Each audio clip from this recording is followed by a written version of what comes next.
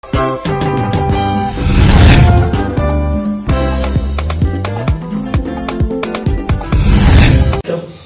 surtout souvent, je me souviens quand j'étais à l'hôpital, quand on vient nous poser la question, on demande toujours est-ce que tu es chrétien comment?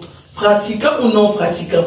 Donc ceux qui ne pratiquent pas, donc ça veut dire que ceux qui savent qu'en eux ils sont chrétiens parce que peut-être que leurs parents étaient chrétiens, et alors ils notent, moi je suis chrétien non pratiquant. Et il y en a qui écrivent chrétien pratiquant. Mais en tout cas, beaucoup de fois que je fais remplir ces papiers, il y a eu beaucoup de chrétiens non pratiquants. Alléluia. Mais Dieu dit, où tu l'es, où tu ne l'es pas. Alléluia. Où tu es chaud, où tu es froid. Donc, entre les deux, il dit, il te vomira. Donc il n'y a pas de chrétien. Si tu n'es pas chrétien, tu dois savoir que tu marches avec Christ ou pas. Alors, vaut mieux si tu n'es pas chrétien, ne dis pas que tu es chrétien. Chrétien, c'est celui qui a accepté Jésus-Christ comme son Seigneur et son Sauveur. Chrétien, c'est comment? C'est quelqu'un qui reconnaît que Christ est le Sauveur de l'humanité. Alors quand tu dis que oui, je suis chrétien, non pratiquant, non. Pour eux, quand on dit non pratiquant, ça veut dire que je ne vais pas à l'église, mais je sais que Dieu existe. Quand on dit non pratiquant. Donc je sais que Dieu existe, mais moi je ne prie pas. Alléluia. Donc je suis chrétien. Non, tu n'es pas chrétien. Alléluia. Je sais que donc il y en a qui peuvent me dire que non, c'est pas vrai. Donc je crois en Dieu, donc je suis chrétien. Mais il faut être pratiquant. Il faut prier Dieu. Il faut faire les œuvres que le Seigneur nous a appelées pour que lui il puisse nous donner. D'ailleurs, si je lis dans la Bible, Dieu dit que il nous a donné le pouvoir de devenir enfants de Dieu. Donc, pour devenir enfants de Dieu, malgré que nous sommes déjà ses enfants, alléluia, le monde entier, c'est Dieu qui les a créés. Et donc, il dit que pour devenir enfant de Dieu, il faut qu'il nous donne le pouvoir. Donc, pour recevoir le pouvoir, il faut que tu demandes. Donc, il faut que tu acceptes, il faut que tu fasses un échange. Alléluia. Accepter Christ, ton Sauveur et ton Seigneur, et là seulement, tu auras accès à ce pouvoir de devenir enfant de Dieu. Donc ça veut dire que si tu n'acceptes pas Christ, tu n'as pas le pouvoir de devenir enfant de Dieu. Si tu n'es pas parti,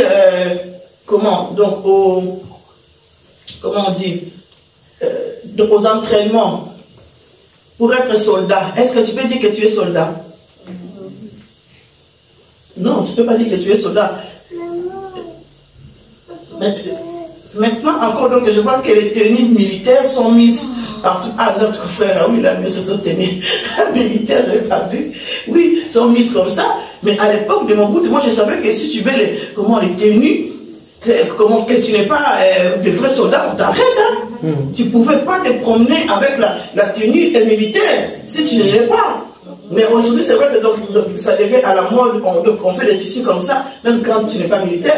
Donc c'est pour dire que si tu n'as pas Christ en toi, si tu n'as pas accepté Jésus-Christ qui est ton Seigneur et ton Sauveur, tu ne peux pas te proclamer enfant de Dieu, parce que tu n'as pas ce pouvoir de devenir enfant de Dieu. Lorsqu'on dit tout le monde, oui, mais nous tous, nous sommes des enfants de Dieu. Non, c'est une erreur. Nous tous, nous ne sommes pas des enfants de Dieu.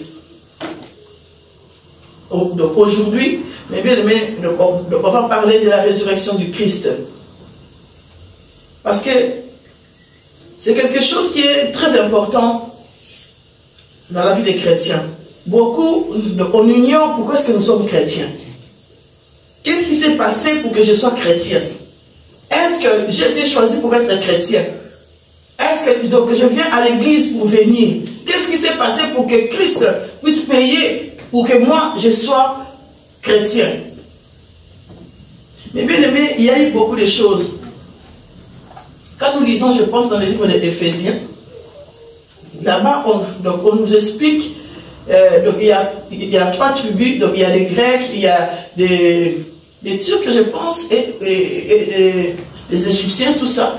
Et eux, donc, ils se disaient que c'est une folie que Christ est ressuscité. C'est une folie, alléluia, parce que pour eux, ils ne comprenaient pas. Donc il y avait des Juifs qui disaient, mais non, il est venu seulement pour nous troubler. Comment ça se fait qu'un enfant de Dieu puisse être cloué à la croix? Parce qu'à l'époque, quand on te met à la croix, c'est une humiliation. Alléluia. C'est une humiliation. Mais or qu'ils n'avaient pas compris qu'il fallait que la mission que Dieu a donnée à Christ puisse s'accomplir. Et lorsque on nous dit dans la parole de Dieu que tout a été accompli à la croix de Golgotha, ça veut dire que la mission que Dieu a donnée à son Fils Jésus-Christ a été accomplie, parce que jusqu'à la fin, il a été crucifié jusqu'à la fin. Parce que donc on voit que il y a eu 2 personnes aussi à côté qui étaient crucifiées avec Christ. Alléluia. Mais Christ a été mort le plus vite que eux, pour que la parole de Dieu soit accomplie, pour que la mission que Dieu a donnée à son Fils puisse être accomplie. Alors quand on dit que Christ, que tout a été accompli à la croix, ça veut dire qu'à la croix, Christ a pris nos fardeaux. À la croix, Christ a pris nos souffrances. À la croix, donc, il a pris nos maladies. À la croix, il a pris nos péchés. Surtout là, on parle plus du péché parce que c'est là pour commencer. Les péchés qui amènent la mort. Alléluia. Les péchés nous tuent. Les péchés amènent une séparation entre nous et Christ. Le péché fait que nos vies soient dépouillées par l'œuvre de l'ennemi. Les péchés donnent accès au diable de venir nous tourmenter. Oui, c'est vrai qu'il y a des situations parfois que tu n'as pas péché, mais tu vis des situations difficiles, mais tu te demandes, est-ce que c'est moi qui ai fait ça? Mais lorsque tu t'examines, tu vois que c'est pas toi. Tu n'as pas péché, tu n'as pas fait ça, tu n'as pas fait ça, mais tu vis des choses. Ça, c'est par rapport aux alliances que nous avons dans nos familles qui amènent la malédiction dans nos vies. Et cette alliance-là, il amène la malédiction parce que nos parents, nos grands-parents ont péché. Alléluia. Ils sont détournés de la voix de Dieu, et ce qui a amené, quand la Bible dit que nous serons maudits de génération en génération. Et parfois ça arrive que les pactes que nos grands-parents, nos parents ont fait peut sauter de génération. Mais cela n'empêche pas que les enfants de cette famille-là subissent les malédictions que les autres ont fait, des pactes auxquels nous n'avons pas été là. Et Christ à la croix a pris cela.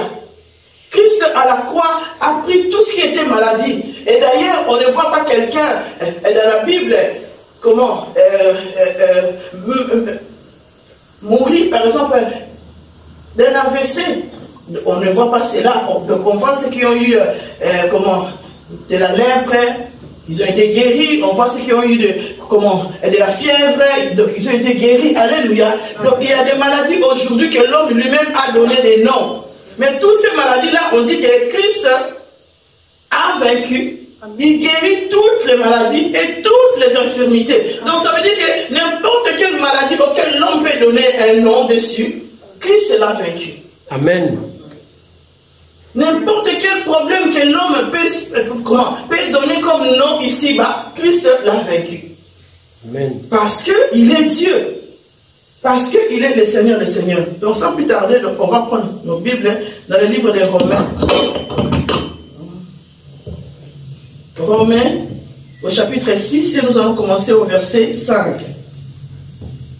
Dieu nous dit, en effet, si nous sommes devenus une même plante avec lui, par la conformité à sa mort, nous le serons aussi.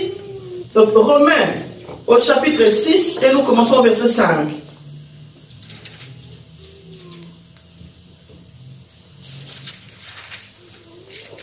Voilà, pour ceux qui nous suivent, donc si vous voulez bien noter le verset pour les autres, pour qu'ils soient donc aussi à même diapason que nous.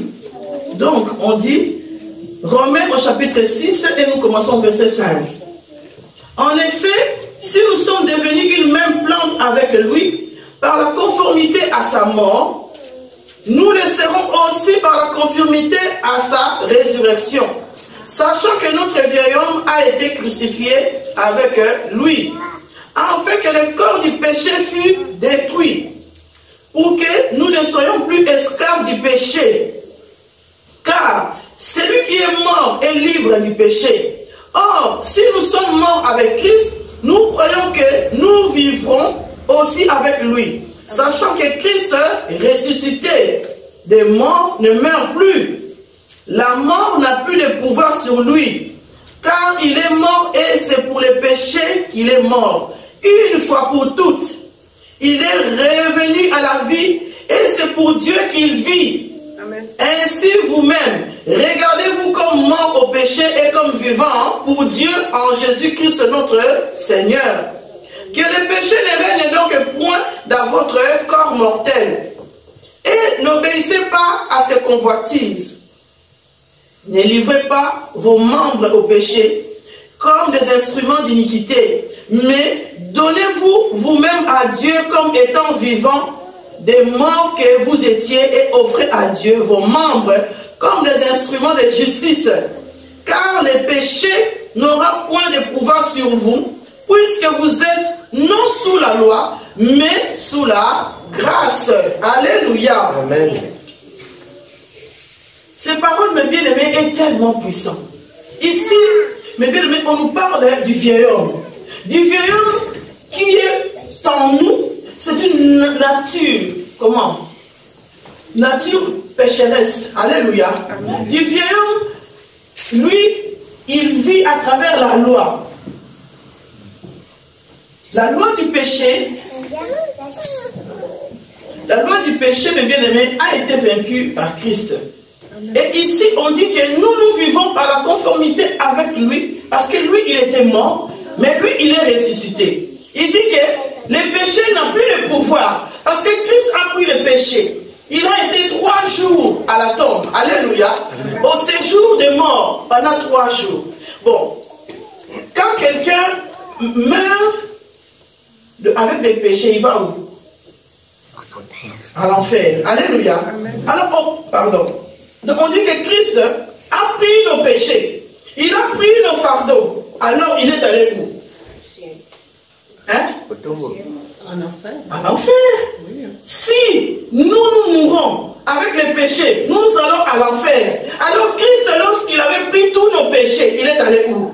Là où il y a les péchés. Là où tous les morts qui sont pécheresses vont. Il est allé là pendant 3 jours. Le premier jour, le deuxième jour, le troisième jour. Voilà les mystères. Alléluia. Voilà les mystères que Christ montre aux chrétiens. Parce qu'il fallait que lui, il aille pendant 3 jours au séjour des morts. Là où c'est, voilà, toutes les mauvaises choses. C'est pratique. Amen. Parce que si nous lisons dans les livres d'Apocalypse, on nous explique tout ce qui va se passer, alléluia, à l'enfer. Comment on voit que, par exemple, on dit que si tu étais une prostituée, à l'enfer toute la journée, tu feras ce travail, matin, midi, soir, alléluia, matin, midi, soir. Tu vas vivre que ça. Si tu étais songi, ça veut dire, comment il est en français. Hein? Raconteuse, songi en français. Commérage. Si tu étais quelqu'un qui aime le commérage, à l'enfer toute la journée. Tu vas te fatiguer, Seigneur. Donc on dit que même les mamans qui allaitent, le jour où la fin du monde arrivera, ces mamans continueront à allaiter toute la journée, toute la nuit, 24 heures sur 24 heures, tu allaites. Donc le lait maternel ne s'arrête pas. C'est la souffrance. Alléluia. C'est la souffrance. Donc Christ a apporté tout ça.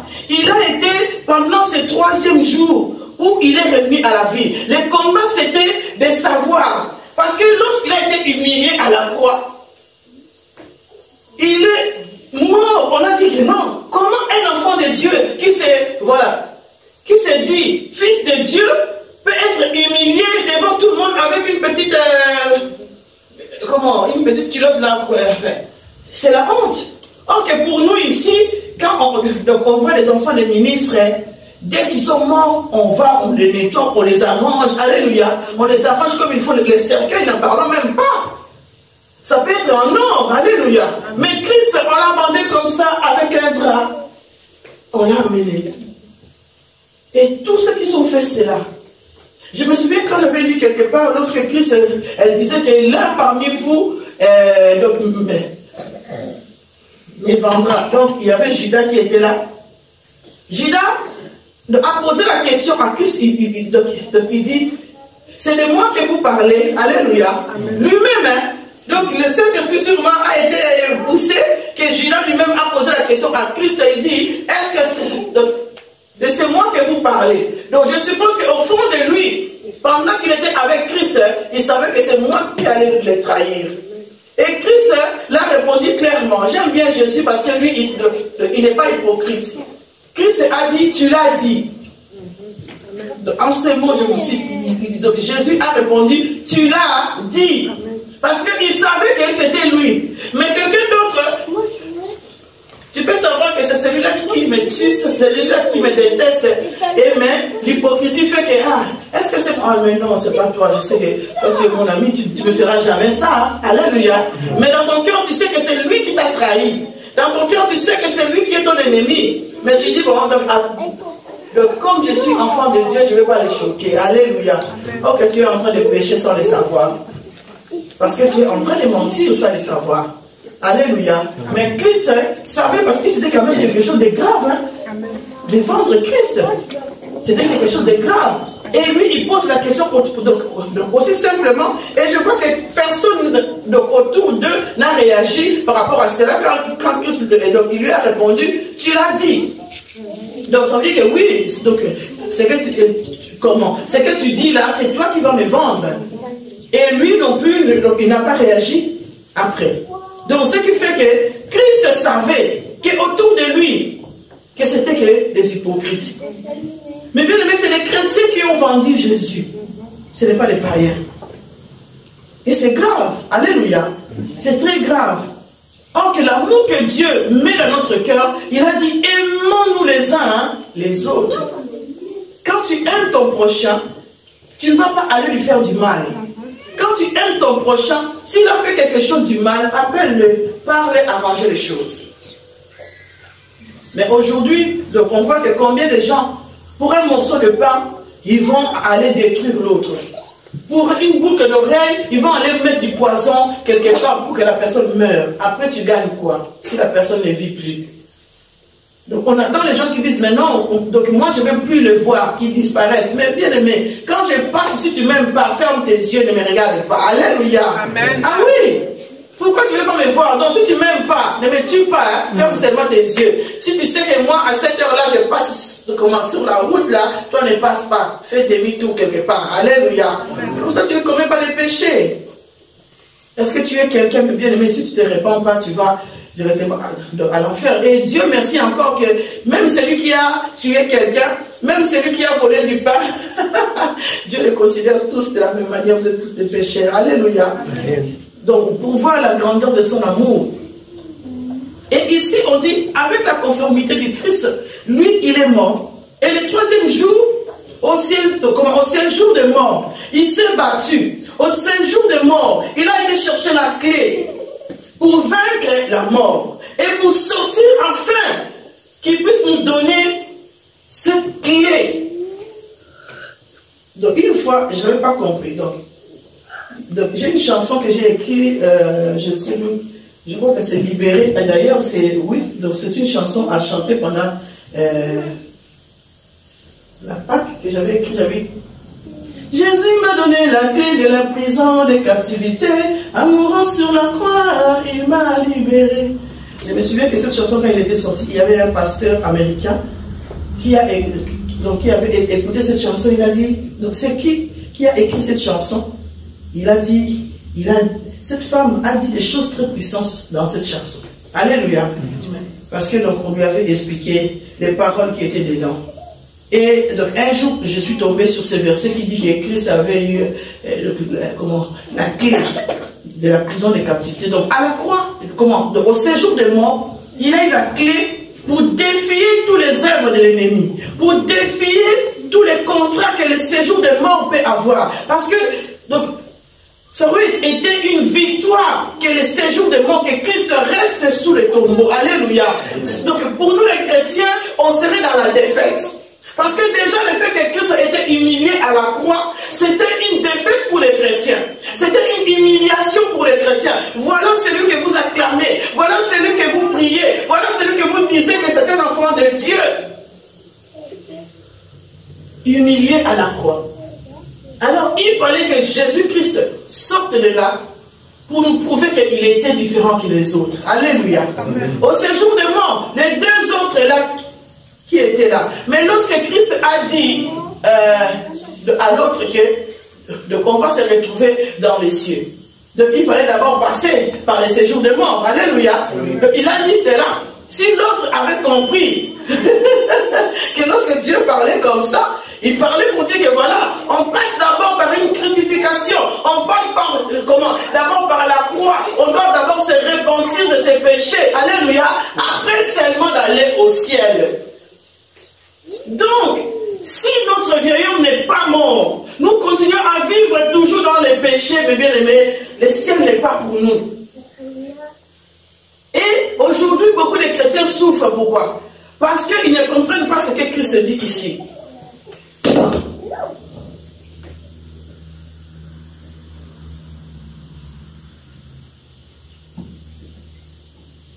Qu'est-ce qu'il dit? On était au verset 5. Hein? Donc il dit, voilà, il dit, nous le serons aussi par la conformité à sa résurrection, sachant que notre vieil homme a été crucifié avec lui, afin que le corps du péché fût détruit. Donc il parle ici au passé, hein, il dit, notre vieil homme a été crucifié. Ça veut dire que les chrétiens qui continuent encore aujourd'hui à marcher, à vivre dans les péchés, à dire que ah non, ah, moi tout ce que je fais là, si ça ne va pas, c'est le péché qui me fait ça, c'est le vieil homme qui m'attire, c'est celui qui reste encore sous la loi, alléluia. Quand le vieil homme vit selon la loi nous condamne, alléluia. La loi nous montre que non, tu es qu'un pécheur. Si tu fais ça, on te tue. Si tu fais ça, on coupe ta tête. Ça, c'est la loi. Mais quand il dit ici, lui, il a vécu la mort. Il dit ici, notre vieil homme a été crucifié avec lui. Donc ça veut dire que cette nature pécheresse auquel nous sommes nés avec a été mort à la croix. Alléluia. Amen. A été mort à la croix. Voilà pourquoi un chrétien, donc, quand il sent qu'il a péché, tout de suite, il demande pardon. Parce qu'il ne peut pas garder le péché en lui. Parce qu'il ne peut pas avoir le péché qui va venir séparer sa relation avec Christ. Amen. Beaucoup de chrétiens aujourd'hui restent dans l'impudicité, ils restent dans des choses difficiles, dans des choses qui ne rendent pas gloire à Dieu. Parce que pour eux, ça devient un péché mignon. Parce que pour eux, ils ne peuvent pas se séparer de ces choses-là. Or qu'à la croix, il a apporté tout ça. Amen. Il a apporté cela. Lorsque j'accepte que le vieil homme qui est en moi ne vit plus, parce que ce n'est plus moi qui vis, c'est Christ qui vit en moi. Amen. Celui qui vit en moi n'a plus de péché. Donc il dit ici, comme le péché a été détruit, donc nous sommes libres de nos péchés. Alléluia. Amen. Donc le péché ne peut plus nous condamner. Le péché ne peut plus diriger quelqu'un. Mais aujourd'hui, beaucoup de chrétiens, le péché les conduit. Alors posons-nous la question, pourquoi est-ce que le péché continue à nous conduire or qu'il a déjà été crucifié avec lui? Parce que par notre tête, nous n'avons pas encore compris que lui a pris tous ses péchés. Il est mort avec. Donc rien ne peut venir me condamner. Il a dit encore qu'il n'y a plus de condamnation pour ceux qui sont en Jésus-Christ. Tout ça, ce sont des références que Dieu nous donne, afin que nous puissions être rassurés, que nous ne pouvons pas être condamnés. Parce qu'à la croix de Golgotha, il a pris cela. Amen. Yes. Nous ne pouvons plus être condamnés à la souffrance, parce qu'il a pris nos souffrances à la croix de Golgotha. Amen. Lorsque je me rends compte que ces choses-là arrivent, eh bien, il y a des situations. Hein. On avait un locataire qui ne voulait pas payer le loyer et qui menaçait mon mari. Un jour, moi je me souviens que mon mari est allé là-bas, son copain a pris un couteau. Il a dit à mon mari, si tu rentres ici, tu vas voir, et je vais te... Ah! Alors, nous en tant que chrétiens, on est toujours là à dire, ah non, il faut aider. J'étais en colère. Chez moi à la maison, j'étais en colère. Je dis, Seigneur, tu nous as bénis pour que nous puissions bénir les autres. Alors si cette bénédiction devient encore pour nous causer de malheur, là je vois, il y a quelque chose qui ne va pas. Je me suis mise dans le couloir chez moi. Donc je me vois encore dans le couloir. Pendant la journée, ce jour-là j'étais en congé. j'ai commencé à parler, je dis, Christ, si tu as pris nos fardeaux à la croix de Golgotha, si, et seulement si, le Dieu que je sers est vivant, parce que je sais que tu n'es plus le Dieu de ceux qui sont morts, je dis aujourd'hui, je déclare, Seigneur, quand je vais aller voir cette madame et son copain, quand il va me voir, Seigneur, je neutralise toute frayeur. Mais bien aimé, j'ai prié, hein. J'étais tellement en colère. Mais bien aimé, moi je me dis toujours qu'il ne faut pas que je me fâche quand je prie. Si je me fâche réellement sur quelqu'un et que je prie sur quelqu'un, si ça ne bouge pas, là, le Dieu là n'existe pas. Alléluia. J'étais tellement en colère. J'ai dit, hein, à qui on veut faire cela? Moi, je suis enfant de Dieu. Amen. Je porte sur mon corps la marque de Jésus-Christ. Alléluia. Amen. Dans le livre d'Éphésiens, Dieu dit, désormais que personne ne me fasse de la peine, car je porte sur mon corps la marque de Jésus-Christ. Alors quand je vais aller quelque part et que je suis avec cette assurance en moi, rien ne peut me nuire. Alléluia. Rien. Amen. Et j'ai prié le Seigneur, je dis, on va voir. Mais bien aimé, je vous dis, maman Dieu n'était pas là, elle était témoin ce jour-là. Et mon mari n'est pas là. Donc j'ai pris maman, je dis, on va aller. On est allé dans cette maison. Dès que je suis arrivé, la femme, elle m'a fait, madame, attendez, on s'en va. Je vous dis comme ça, madame, attendez, on s'en va. Ils ont déjà sorti les affaires. Les affaires sont déjà parties. Il dit, non, ça c'est la clé. Je dis, on va signer le papier. Elle arrive. Donc moi j'ai fait le papier. Elle signe. Aujourd'hui, donc on est parti, madame. À 15h, tous les matelas ne seront plus sur place. On était là comme ça, mais on s'est dit, mais... Parce qu'elle, c'était quand elle nous voit directement, ça y est, comme nous sommes des chrétiens, nous gardons toujours. Parce que nous là, si tu parles, on va dire, ah, c'est Manuel, puis là-bas, regarde ce qu'elle a dit. Alléluia. C'est toujours comme ça, les chrétiens. Donc on ne peut plus parler. Donc on ne peut plus s'énerver parce que nous sommes des chrétiens. Mais franchement, on est où? Amen. Christ même, il s'est fâché. Amen. Alors pourquoi nous ne pouvons plus parler? Quand je ne reste pas dans l'agressivité, je parle calmement, je vous explique des choses. Si vous ne voulez pas comprendre, donc c'est pas parce que je prie et que je ne peux pas m'énerver. Amen. Donc on peut être énervé mais sans péché. Amen. Amen. Oui. Et alors là, la femme était comme ça, elle était, tenez la clé, elle signe les papiers. Maman, je me regarde, mais qu'est-ce qui s'est passé? Je dis, mais oui, hier papa était ici, mais c'était grave. La queue, les gens étaient sortis pour voir. Et donc moi je dis à papa, non, ne fais rien, rentre, laissez-les. Mais quand je suis allé là-bas, quand je suis rentré chez moi à la maison, je donne les clés, il me regarde, oh, tu as déjà les clés? Je dis, oui, ils sont partis. Oh, ils sont partis, hein. Ah oui, depuis encore, hein, comme ça, hein. Donc, à lui, chez moi là-bas, il s'est fait tout ça. Quand je suis allé, j'étais tellement en colère. Et donc, j'étais chez moi à la fenêtre. Je regardais pour ma porte de la maison là-bas. Et j'ai prié le Seigneur. Et puis, j'ai dit à mes filles, j'ai dit, donc, on dirait que là-bas, il n'y a plus de mouvement. Quand je suis allé, la porte pour moi ouverte. Mais comme je connais quand même un peu la loi, parce que la loi dit que si quelqu'un loue chez toi, pour rentrer dans la maison, il faut que la personne soit là pour ouvrir. Ou si il est parti et qu'il n'a pas fermé la porte, il faut que tu appelles la police pour que la police vienne ouvrir. Donc j'appelle la police, je dis, j'ai l'impression que ma maison est vide. Ah bon? Donc la police est arrivée, on a ouvert la porte, ah ben ça va, ils sont partis. Donc ils ont pris leurs affaires, ils ont laissé la clé à la porte et ils sont partis. Alléluia. La puissance d'être enfant de Dieu. Amen. La puissance de connaître la parole de Dieu et la puissance de le mettre en pratique. Amen. Si nous comprenons qui nous sommes, parfois il y a beaucoup de choses que Satan lui-même s'est dit, ah, donc je ne vais pas dire son nom parce que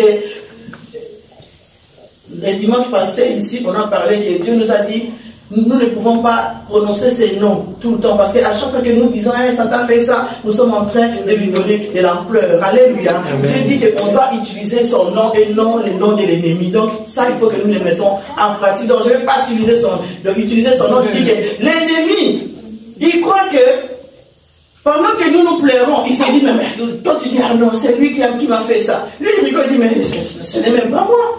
Est-ce que c'est moi qui t'avais envoyé d'aller voler? C'est pas moi. Beaucoup de choses, on dit que c'est lui. Non, parfois ce n'est pas lui. Parfois Dieu lui-même veut nous corriger. Ah oui. Il y a des choses que nous-mêmes, nous pleurons parce que Dieu veut nous corriger. Si Dieu te laisse dans ton allée, donc tu fais tout ce que tu veux, parfois ça arrive que tu oublies Dieu. Beaucoup de personnes, quand ils cherchent du travail, ils se disent, ah moi, que Dieu donne-moi le travail, Dieu donne-moi le travail. Et puis quand Dieu donne le travail, ils ne viennent plus à l'église. Parce qu'ils ont déjà le travail. Alléluia. Et après, tu vas voir que le travail va être compliqué. Là, tu commences à chercher Dieu. Or que ce travail s'est fait pour glorifier le Seigneur. Moi, je me souviens que la sœur Viviane, elle pleurait quand son patron... Donc elle avait commencé le travail, alors son patron, a fait exprès, je pense, de donner tous les dimanches. Elle pleurait, elle appelait ma reine, non. Ma reine, il faut qu'on prie. Ma reine, le dimanche, c'est mon jour, ma reine. Moi, je ne peux pas aller au travail. C'est comme ça que je vais démissionner. Je dis non. Ne démissionne pas. Dieu est vivant. Alléluia. Dieu est vivant. Ça va changer. Mais aujourd'hui, ça a été changé. Ça a été changé. On a prié le Seigneur. Donc, elle ne travaille plus les dimanches. Alléluia. C'est vraiment rare. Enfin, je ne me souviens plus quand est-ce que tu as travaillé un dimanche. C'est vraiment rare. Mais au début, là, ok, c'était un combat. Pourquoi? L'ennemi savait que la bonne chose allait arriver. Parce que quand on a prié, je crois que 3 mois qu'elle a commencé le travail, elle a signé directement un contrat indéterminé. 3 semaines. Elle a signé un contrat indéterminé. Donc c'était un combat que l'ennemi tentait pour voir que, voilà, lâche. Et je lui ai dit, tu lâches pas. Les dimanches, Dieu sera avec toi. Pendant que tu travailles là pour le Seigneur, nous aussi, on va prier pour toi. Et 3 semaines à peine, elle a eu son contrat. Donc, Dieu est merveilleux. Nous, les enfants de Dieu, nous devions avoir cette assurance à nous que Christ est vivant. Tout ce qui était mort en nous est mort avec lui à la croix de Golgotha. Au séjour des morts, et le 3e jour, il est monté au ciel. Il nous a donné la clé. La clé qui nous donne la victoire sur toutes les mauvaises paroles que le monde satanique peut dire. Alléluia, je vais pas dire son nom au nom de Jésus. Oui. Nous avons la clé, mes bien-aimés. Toi qui vis dans les mensonges, dans l'impudicité, sache qu'à la croix, Christ a vécu cela. Prends seulement une décision d'abandonner cela. Amen. Abandonne ces choses-là. Dieu va être avec toi. Amen. Toi qui vis dans le commérage, comme on a dit, donc ce mot-là aujourd'hui, ce sera mon mot. Le commérage. Alléluia. Abandonne cela. Mais bien aimé, je me souviens de quelque chose qu'on disait que moi ça sonne à ton amour à terre. Donc, quelqu'un qui parle, trop ne peut pas construire. Parce que trop parler peut tuer. Il faut un temps pour tout.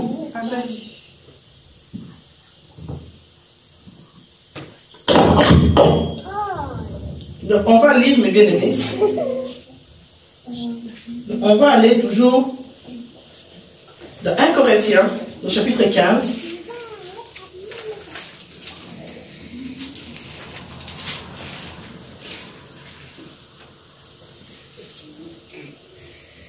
De 14 à 15.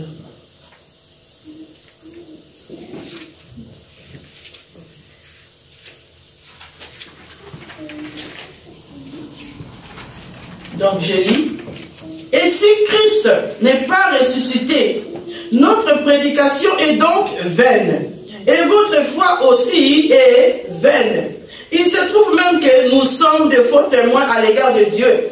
Puisque nous avons témoigné contre Dieu qu'il a ressuscité Christ tandis qu'il ne l'aurait pas ressuscité, si les morts ne ressuscitent point, car si les morts ne ressuscitent, Car si les morts ne ressuscitent point, Christ non plus n'est pas ressuscité. Alléluia. Amen. Donc on dit ici, si aujourd'hui nous sommes en train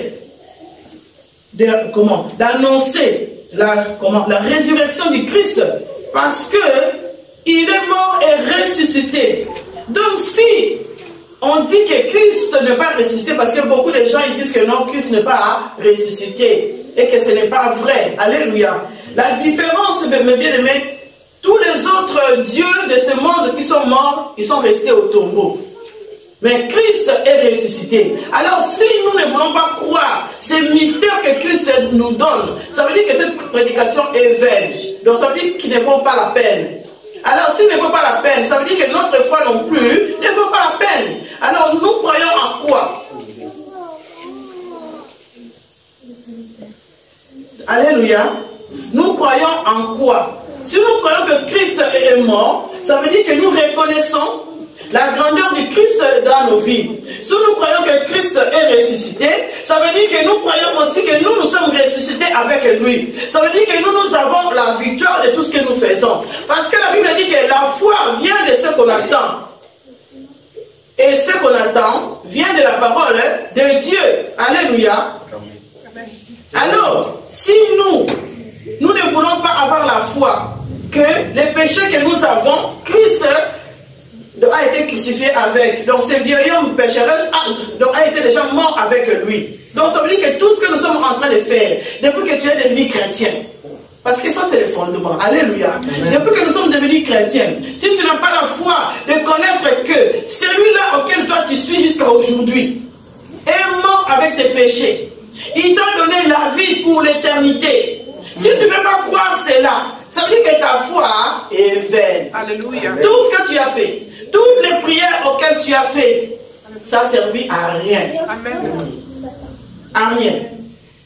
On doit croire que celui-là, le Dieu, qui fait que nous puissions être des chrétiens confirmés, c'est à cause de sa résurrection. S'il n'était pas mort, on allait lui dire, ah, ça sert à rien. S'il n'était pas ressuscité plutôt, on allait dire que ça sert à rien d'être chrétien. Mais les fondements d'un vrai chrétien, c'est ça. Mais bien, mais lorsque j'avais compris ça depuis des années, j'ai dit, ah, donc parfois, dans les églises, on nous fait savoir que on va adorer Moïse, Élie, toutes les autres prophètes qui ont fait de bonnes choses auxquelles nous suivons, mais parfois on met Christ de côté. Si tous les anciens, Élie, Moïse et tout ça, n'ont pas vu Christ, alléluia, ils n'ont pas vu, hein? Mais l'apôtre Paul, lui, avec la révélation du Saint-Esprit, parce que Christ a commencé son travail avec la révélation du Saint-Esprit, est venu révéler à son serviteur que c'est lui qui détient ce monde, alléluia, que c'est lui qui donne la vie éternelle. Donc si Paul qui n'a pas vu Christ a été révélé par lui-même, le Saint-Esprit, pour confirmer toutes les paroles auxquelles nous sommes en train de vivre. Et si nous marchons avec la foi est lui-même Christ, alléluia, la sagesse est lui-même Dieu. Amen. Si nous marchons avec tous ces éléments-là, ça veut dire que Christ est notre sauveur. Amen. Donc on ne doit plus se référer à ceux qui sont morts. Parce qu'eux, ils sont morts, ils sont restés dans les tombeaux. Oui. Mais notre vie entière, il doit être concentré que par Christ. Donc, beaucoup des églises aujourd'hui, nous devrions tous mettre Christ au devant de toutes choses. Amen. Parce que c'est lui qui fait que notre vie chrétienne soit confirmée. Donc, on ne doit pas tout le temps se référer à la loi. Amen. La loi nous fait reculer. Amen. La loi nous donne la peur. Ok, la peur est une sensation mauvaise. Alléluia. Oui, donc on dit aussi qu'il y a de la bonne peur. Hein? On dit que ça existe aussi. Mais la peur en elle-même est mauvaise pour un chrétien. Parce que la peur fait que tu puisses te déplier de tous tes moyens. La peur, donc, il te rend faible. Parce que celui qui est en face de toi, s'il comprend que tu as peur de lui, il va encore augmenter sa domination. Alléluia. L'ennemi, s'il sait que tu as peur, parce que parfois, nous aussi, à la maison, on est mis là. Mais il fait noir. Et donc, tu vois un visage là comme si c'était quelqu'un. Je me souviens que d'une maman, comme les enfants ne voulaient pas dormir, alors elle prenait ses perruques, elle mettait à la porte là-bas. Et dans le noir, les enfants croyaient qu'il y avait un fantôme. Personne ne bougeait. Les enfants dormaient. Donc, elle a produit sans le savoir la peur des fantômes dans la vie des enfants. Alléluia. Donc, il y a des choses, mes bien-aimés, nous devrions éviter dans notre vie. Parce que Christ est le mentor de toutes choses. Donc, si nous ne croyons pas que Christ, que notre vieil homme a été crucifié avec lui, ça veut dire que nous ne croyons pas non plus que notre foi en Jésus-Christ est vivant. Ça veut dire que tout ce que nous le faisons en vain. Donc un chrétien, mes bien-aimés, je vous en supplie. Nous avons écouté des prédications, nous avons écouté des choses qui sont bien pour nous. Aujourd'hui là, mettez-les dans notre cœur. Que cela reste en nous. Qu'à chaque fois, une humiliation va arriver. À chaque fois qu'un problème va arriver, toi reste serein. Dis que oui, celui qui est en moi est plus grand que celui qui est sur ce problème. Alléluia. Et commence à le confesser. Vous savez que l'ennemi, quand il sait que tu as peur, quand l'ennemi sait que tu murmures, parce que tu n'as pas confiance à ta prière, l'ennemi prend de l'ampleur. Mais quand tu te lèves, tu dis, toi, mot de tête, je te parle maintenant de libérer. Au nom puissant de Jésus-Christ de Nazareth. Car il a dit dans sa parole que lui, il guérit toutes les maladies et toutes les infirmités. Donc, tu n'as pas la place chez moi. Je te fais retourner là où tu es venu. Au nom puissant de Jésus-Christ. Parfois, mes bien-aimés, calmement, mais avec assurance, l'ennemi parle. Ou parfois, tu es comme ça chez toi à la maison, tu attends une voix, une pensée négative qui arrive pour haïr quelqu'un ou faire quelque chose du mal. Chasse les pensées directement. Pensée mauvaise, quitte mon âme au nom puissant de Jésus-Christ de Nazareth. Tranquille. Ou parfois tu es comme ça au travail, ça nous arrive même à la maison. Hier j'avais des douleurs ici donc, à la jambe. Je voulais faire ça, s'attirer. Je voulais faire ça, s'attirer. J'ai dit mais Seigneur, demain je serai devant ton peuple encore avec la jambe. Donc je ne vais pas mettre même toutes les chaussures plates. Alléluia. Amen. Au nom de Jésus, alors je tiens ma main ici, je dis au nom de Jésus, toute flèche envoyée contre moi, retourne à l'espéritaire, tout de suite, au nom de Jésus-Christ. Regarde-moi, je suis là. Amen. Je suis là. Amen. Oui, on doit savoir les pouvoirs que nous avons. Amen. Nous avons les pouvoirs, mes bien-aimés. Quelle que soit ta situation, tu peux les changer si tu restes serein avec l'assurance que Christ est avec toi. Amen. On va lire encore dans le livre de Romains. Romains au chapitre 8 et nous sommes au verset 11. Ça c'est quelque chose qu'on avait lu déjà ce jeudi-ci, donc je les avais développés, mais ici on ne va pas le développer. Donc Romains 8 et nous sommes au verset 11. Il dit, et si l'esprit de celui qui a ressuscité Jésus d'entre les morts habite en vous, celui qui a ressuscité Christ d'entre les morts rendra aussi la vie à vos corps mortels par son esprit qui habite en vous. Alléluia. Amen. Donc il dit ici, Christ est mort. Le vieil homme est mort. Et ici il précise, il dit que le troisième jour, là, quand Christ est ressuscité, il dit maintenant, il dit, si cet esprit-là qui a ressuscité Jésus-Christ, c'est le troisième jour, le même esprit, mes bien-aimés, le même esprit qui a ressuscité Jésus-Christ d'entre les morts est le même esprit qui est en nous. Amen. Amen. Alléluia. Est-ce que nous comprenons? Amen. Il dit, le même esprit, donc la puissance là, qui a ressuscité Christ le troisième jour, du séjour, comment? Du séjour des morts jusqu'à ici dans le monde, et le même esprit est en nous. Donc ça veut dire que, mes bien-aimés, nous avons la capacité de ressusciter des choses qui sont mortes dans notre vie. Amen. Nous avons la capacité de changer ce qui ne va pas dans notre vie. Parce que l'esprit là est avec nous. Amen. Il faut le savoir. Si on ne le sait pas, on va commencer toujours à pleurer. À dire que, ah non, comment est-ce que maman, même si on ne voit jamais qu'elle a des problèmes. J'ai des multitudes de problèmes. Alléluia. Mais je comprends cette parole. Amen. Parce que Christ a ressuscité. Amen. Mes problèmes et le même esprit. Mais bien, souvent je le déclare dans mes prières. Le même esprit qui a ressuscité Christ est le même esprit qui est en moi. Donc Dieu va ressusciter la bonne santé dans ma vie. Dieu va ressusciter mes finances si ça ne va pas. Dieu va ressusciter la vie de mes enfants. Même aujourd'hui je ne le vois pas. Il y a des prières que tu fais, tu te dis mais non je ne le vois pas. Christ il donne toutes choses à son temps. Amen. Amen. Il sait que si tu donnes une Porsche aujourd'hui, tu ne sais pas bien conduire. Alléluia. Tu vas les cracher quelque part. Il faut qu'il attende que tu sois mature. Avec ton cacahuète, là, tu conduis d'abord bien. Après, tu vas avoir une Porsche. Alléluia. Dieu sait. Dieu sait. Mais mettons déjà cette parole en pratique. Activons déjà les choses que Dieu nous a données. Prends-les déjà en possession. Parce qu'il t'avait déjà tout donné. Et si nous mettons cela en pratique, bien aimé, notre prédication ne sera pas vaine. Et notre foi ne sera pas vaine. Parce qu'il a vaincu la mort. Il nous a donné la victoire. Il a dit que si quelque chose a déjà été détruit, ça veut dire que nous sommes libres. Amen. Libres de nos chaînes, libres de nos maladies, libres du mariage qui ne fonctionne pas. Libres de toutes ces choses mauvaises auxquelles l'ennemi vient nous faire croire que ça ne va pas dans nos vies. Amen. Libres de nos échecs. À l'école, tu ne réussis pas, tu te dis, mais moi je suis bête ou quoi? Mais si tu commences à proclamer toi-même que tu es bête, tu seras bête. Tu marcheras dans l'échec. Alléluia. Même si je ne réussis pas, Seigneur, aujourd'hui j'ai raté. Mais demain, je vais réussir. Je me souviens que j'étais en stage il y a 20 ans passés déjà.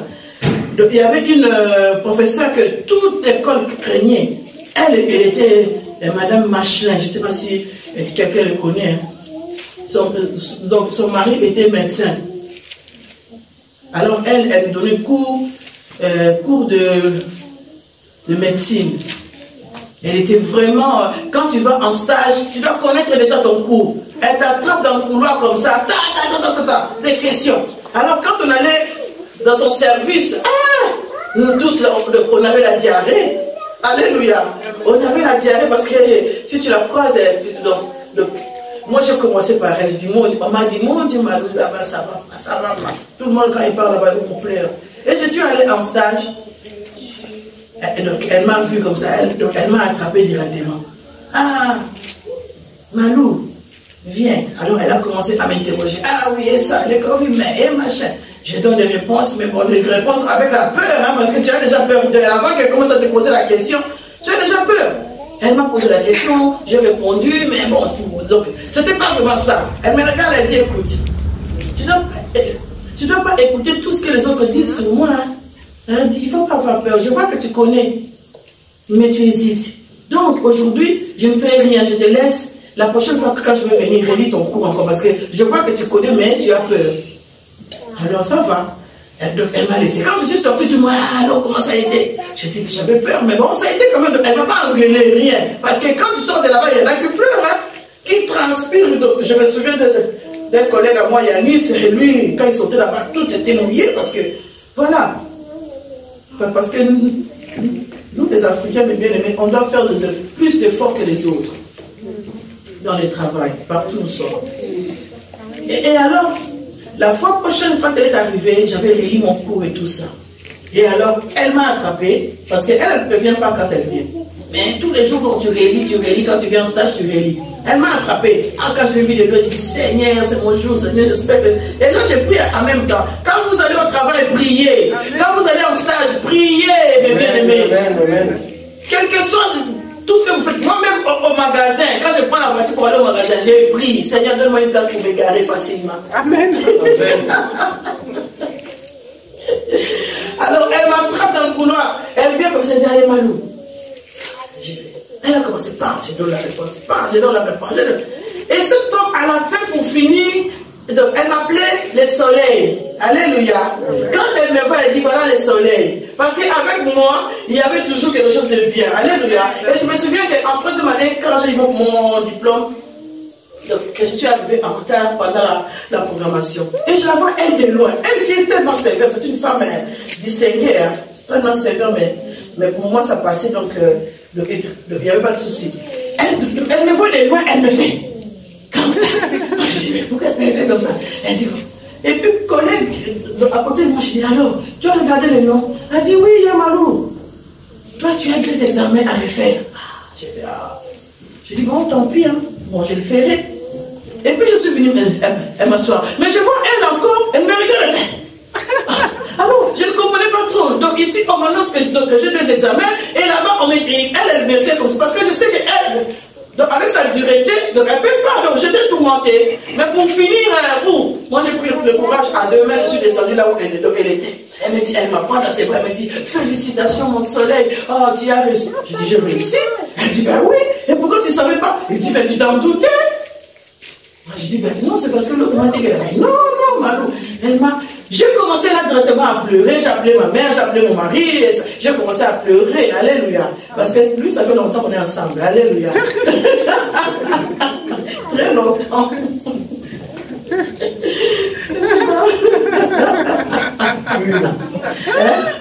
Lui, mon mari. Mon mari, ça fait longtemps qu'on est ensemble. Donc, on se connaît depuis quand j'étais comment jeune, pas d'enfant, étudiante, là, voilà, dans un studio toute seule et tout, voilà. Donc, on a fait la vie jusqu'à aujourd'hui. Que Dieu soit béni, que cela puisse continuer par la grâce de Dieu. Amen. Voilà. Et donc, je l'ai appelé, il a dit, voilà, tu vois. Parce que, donc, franchement, il faisait mes tartines tous les jours. Tous les jours quand j'allais à l'école. Je vous jure que Dieu me voit. C'est vrai. Mais il faut dire la vérité quand c'est... Voilà. Donc, c'est pour dire qu'il m'a soutenu parce que bon, c'était pas facile. Donc, j'avais déjà mon fils Glody quand j'ai recommencé mes études. Parce que moi, j'avais recommencé la deuxième année, puisque j'ai travaillé déjà. Donc quand je l'ai recommencé, alors c'était pas facile quoi. Avec l'enfant qui avait 6 mois, donc il fallait, plus l'église, hein. Donc il fallait être costaud pour faire tout ça. Mais par la grâce de Dieu. Donc j'étais toute contente pour dire que avec Christ, mes bien-aimés, nous ferons des exploits. Amen. Si tu mets Jésus devant toutes choses, même les études, ne dis pas que non, c'est parce que j'ai les comment? Les examens. Les examens, je ne peux pas servir Dieu. Non. Moi, j'avais des examens, mais j'ai continué à chanter. Puis j'ai dirigé une chorale, j'ai continué à les faire. Même pendant les examens. J'allais vite fait là-bas. Donc on fait la répétition, puis je rentre, je prépare. Parce que j'étais déjà mariée. Je prépare, je fais tout ce que... C'était comme ça. C'était dur, mais je l'ai fait. Donc, j'ai réussi sans examen. Voilà. Donc, pour celui-là qui m'avait dit que j'avais 2 examens, c'était faux. J'avais pas eu d'examen, je suis passée directement. Et donc, j'ai béni Dieu. Mais bien aimé, c'est pour nous dire que nous avons un bon avocat à côté de nous. Amen. Nous avons celui qui a donné sa vie pour nous. Amen. Nous avons celui qui a pris nos fardeaux et mort il y a 2000 ans. Donc, il a tué le vieux homme il y a 2000 ans passés. Alléluia. Alors, changeons notre mentalité de savoir que nous sommes toujours dans le malheur, de savoir toujours que les choses ne vont pas aller, de savoir toujours que l'ennemi nous combat. Il combat parce qu'il voit qu'en toi tu doutes, que celui qui est en toi est plus grand que celui qui est dans le monde. Il combat parce qu'il a trouvé peut-être une porte qui était ouverte, que le péché est entré. Il combat parce qu'il voit que non, il est toujours là, il rôde autour de nous. Rien que tant qu'il y a une pensée, parce qu'il peut rentrer par des pensées, rien qu'une pensée qui fait que, aujourd'hui, il faut aller dans la rue, je vois que ça ne va pas. Alléluia. Donc nous, en tant qu'enfants de Dieu, on n'a pas proclamé des choses comme ça. Vraiment, je sens que ça ne va pas aujourd'hui, ça ne va pas aller, c'est une mauvaise journée pour moi. Là, tu permets à l'ennemi de rentrer. Alléluia. Alléluia. Par des petites choses ainsi, on ne se rend pas compte parfois. Mais lorsque je me lève, je ne suis pas bien. Je sens vraiment que ça ne va pas. Je prie Dieu, je dis Seigneur, aujourd'hui, malgré que je sais que tu es là. Je sais que tu es là. Je sais que Seigneur, je marcherai avec toi. Tout au long de cette journée, c'est toi qui vas régner. Et les œuvres de l'ennemi sont sous mes pieds. Alléluia. Et là, mes bien-aimés, tu marches la tête haute, tu seras dans la victoire. Nous sommes à la fin, mes bien-aimés, de cette prédication. Que cette prédication reste pour nous, à savoir que ce mystère que Christ nous a donné, il y en a qui ont trouvé ça comme une folie. Que c'est pas normal. Mais oui, je vous dis que c'est normal. Il a donné sa vie pour que nous puissions posséder tous ces mystères dans notre vie. Et si nous mettons cela en pratique, nous allons voir que notre vie chrétienne va changer. En tout cas, moi, quand j'avais compris cela, ma vie chrétienne, je vous dis franchement, a été changée. Donc, restons zen, Dieu est avec nous. On va se lever pour prier.